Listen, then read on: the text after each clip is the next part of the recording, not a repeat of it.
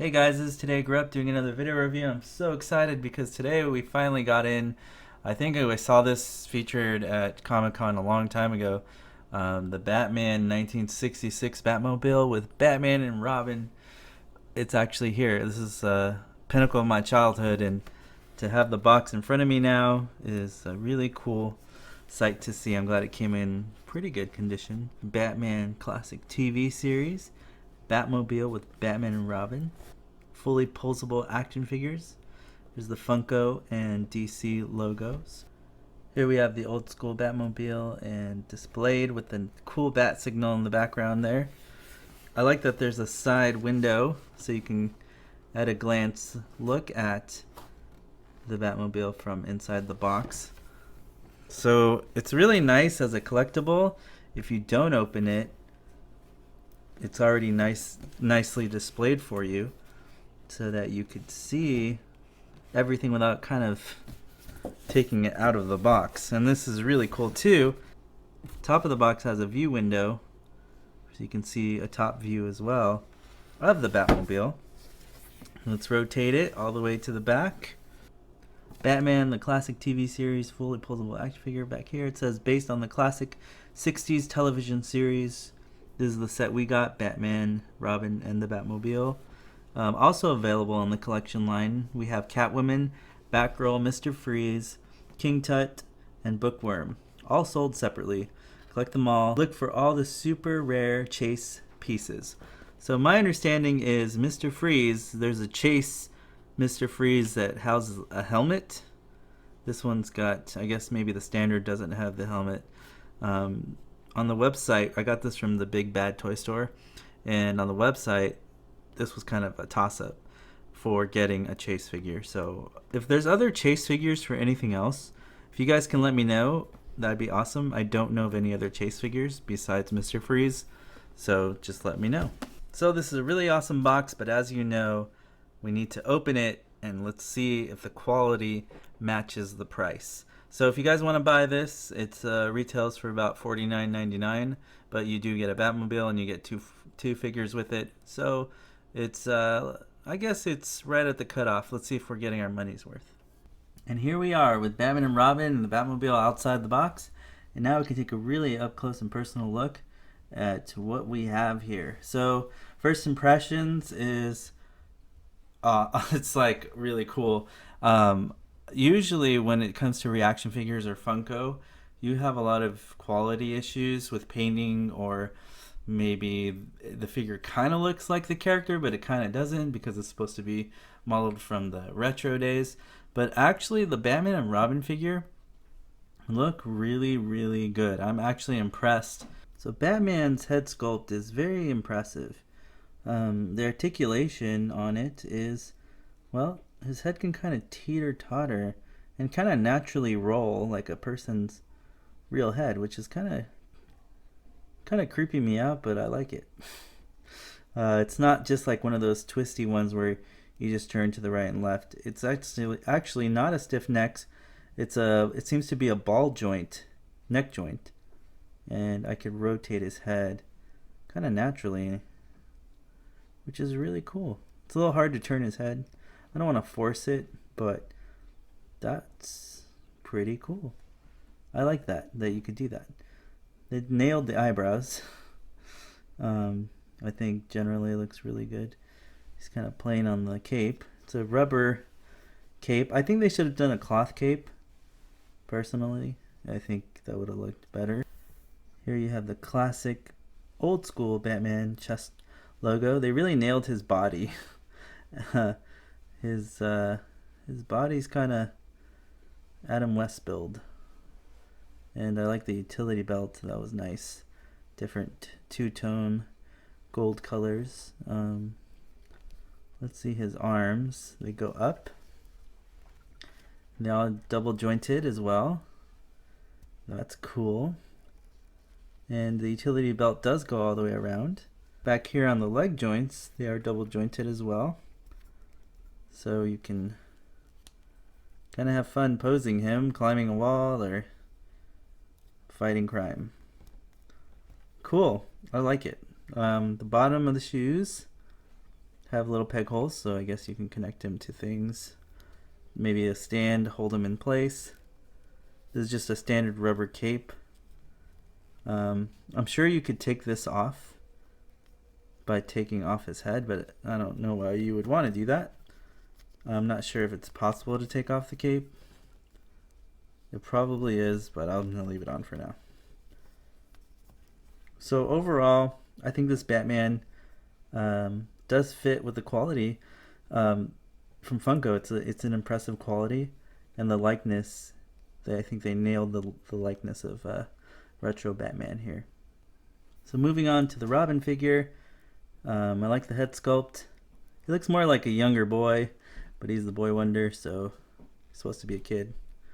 I like that his head's kind of also, it's a little more stiff than Batman, but you can also do a pivot. It's like a round ball joint, neck joint, and that's cool. Good job on the hair there, all the way around. You can see his mask string as well. And same thing as the Batman figure, his arms are double jointed, and you could bend them at the elbow and move them up if you wanted to. He has the belt going all the way around. Fancy slippers, nice detail on that. Legs as well, you can bend them at the knee joint, bend them back. It's got really good joints. You can sit them as well. Bottom of the feet, it also has the holes. I like the Robin figure a lot. The cape is nice yellow. It's very soft. I noticed that the capes are very soft and kind of plain, but they give the overall look of what Robin looked like in 1966. So let's take a look at the Batmobile. First of all, I want you guys to take note that when you roll the Batmobile, it kind of sounds like the car is turned on. It's kind of cool. Check it out. Listen to this.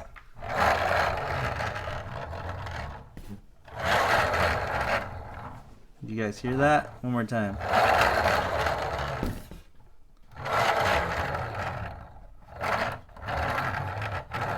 So you hear that? It kind of sounds like the car's rumbling, like it would be back then. I don't know if that was intentional by the makers of when Funko was doing this, but it sounds like the engine's on and revving. Kind of cool. The front grille was pretty standard. Nothing too fancy here. I like the glossy look. It looks like there's some weight to it. In reality, it is kind of a cheap plastic. But I gotta say, it's not that light. I mean, there's some weight to this Batmobile. So it doesn't feel cheap, and I didn't feel like I get ripped off. Like it does look expensive, and it does feel weighted. So I think they did a fantastic job on the wheels. Let's put it right side up. The Bat logo, nice and red. They did the red trim all the way around, the Bat logo. The only thing that I find interesting is they did the cutouts. It looks like an impression of the door would open there, the creases. Like the crease lines go all the way up and down on the vehicle. But in reality, it's not a real door. It doesn't swing open. That's the only con I have for this. If you're going to go all out and make the Batmobile, why not make it have a swinging door so you can open it and close it? But that's okay. And back here would be where the engine roared and the fire would shoot out from the back when driving away. The other side of the car is identical. So I did have some quality issues with Funko. They sent me, it looks like super glue smears or something. So in certain angles you can't really tell, but I'm hoping maybe I can get that this looks like super glue off of there. That's a bummer, but I still love this thing. Let's get a closer look here. This does look like glass. Obviously it's gonna be a plastic, but it does look like glass, and I do like that. Top view of the vehicle does have this, where the siren would be and the lights would come on. It doesn't light up, but, and then this looks like you hear like the exhaust pipes. Kind of reminds you of like a pipe organ from back then, which is cool. So inside we have the steering wheel. It doesn't move. You have a red phone in there. You have the red phone. You also have the handle switch here for the siren. And back here, they're for safety, which is nice. Nice touch. The bottom of it, nothing really to see here on the bottom. Very plain. They didn't really do anything there, but that's okay. Wheels kind of have this, maybe it's the rivets in the wheels that make that revving sound of the engine here, which is, I like a lot. Probably one of my favorite things about this so far. So now for the fun part, let's see if these guys look good inside of the Batmobile. So here they are inside their vehicle. Let's just say it took a little bit of maneuvering and bending to kind of get them to look like this. If you do bend the arm joints up a little bit, they're able to sit in there a little nicer. It just depends how you want to pose them in there. I don't think it looks bad at all. I think it looks pretty good, considering these are 3 3/4 inch, so they're not very big. The capes that are plastic are kind of preventing them from naturally sitting in there, so that's the only bummer. I feel like if you had cloth capes, we wouldn't have such bulky Robin, you know, struggling to sit properly in there. That's the only bummer that I see, but if you're just going to display this in a display case, I don't see a problem with this at all. I think it's definitely serving its purpose, and they're posable enough so that they don't look bad in there. And I think that's the whole point of this. It's like, can you get away with it? Does it look good? For the price point, I think it's worth it. But you have to be a hardcore fan to want to pay that kind of money for this. What do you guys think? Do you think this is a great look? Do you think they could have done something better? Do you think they could have done, I don't know. What do you guys think about this? I think it looks great. I think they look great in the seats. I think this is a great display piece for any office or collection. I'm going to put this probably behind a display case and make a custom display, so I'll show you guys that in a future video. But I think that this looks really awesome, and it achieves the effect and look of 1966 classic Batman. So if you guys like this review, you like what you see, please like and subscribe, and I'll see you guys on the next video review.